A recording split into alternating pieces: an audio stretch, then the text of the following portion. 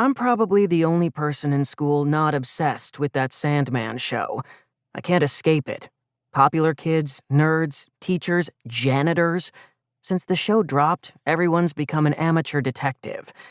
Yesterday, AP Bio didn't start for 15 minutes because Mr. Kirby was theorizing about the killer's incomplete shoe print. He and my best friend, Cole Cardoso, went on and on about how modern technology could recreate the print better than 70s computers, if only the evidence still existed. It's a shame San Diego PD didn't keep better records before the FBI got involved, Mr. Kirby sighed. Cole was trying to convince Kirby that Mr. Sandman knew someone in the force, a father or friend, who messed with the evidence. But Mr. Kirby just shook his head. Never ascribe to malice what can be explained by incompetence. Cole rolled his eyes. Corrupt and incompetent, then. Mr. Kirby clumsily tied his obsession back into the bio lesson for the day, but nobody was mad at the distraction. For the first time in his teaching career, he had his students riveted. Anyway, because Mr. Sandman was never found, this show has my classmates thinking he's behind every corner. But the slayings happened in San Diego, California, and this is Stone Grove, Arizona, a rusty, dusty canyon town of 20,000.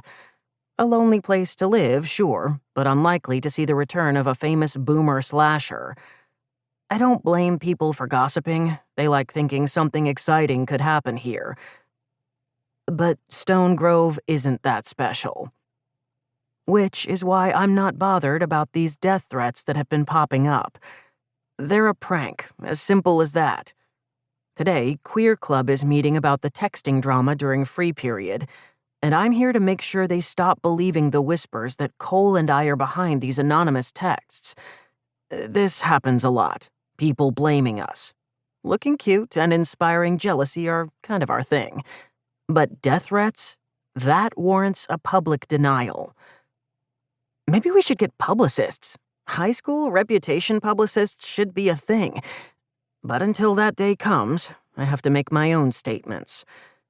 So here I am in room 208, the Queer Club's regularly reserved space, where the band and choir rehearsed before they built the new auditorium.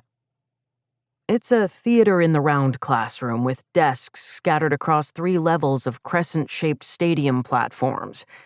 Since the auditorium opened, it's become a flex space, either for clubs or a quiet study area, which is why I'm a stranger here. I study in my own time. Just kidding, I have extremely bad senioritis. Actually, that's also a lie. I got early acceptance to my top-choice theater school in LA, so I don't have senioritis. It's more like I'm ready to leave this town so I can start living my life-itis. I didn't see you at the meeting last week, says a pretty, upbeat white girl with long, silvery hair. Her name is Em. She's a trans sophomore whose cheerleading social circle has never quite bumped into mine, which is a circle of just me and Cole. Em and I wait alone in the cavernous classroom, which usually hosts a dozen Queer Club members, but so far is shockingly empty. Typical.